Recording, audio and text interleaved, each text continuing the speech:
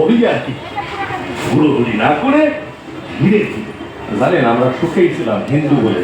মাই বাংলায় কথা বলে বলে আজ আমরা এখানে।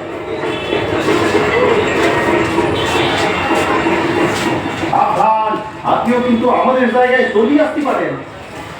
কেন জানে? শুধুমাত্র আপনি বাংলা ভাষায় কথা বলেন বলে।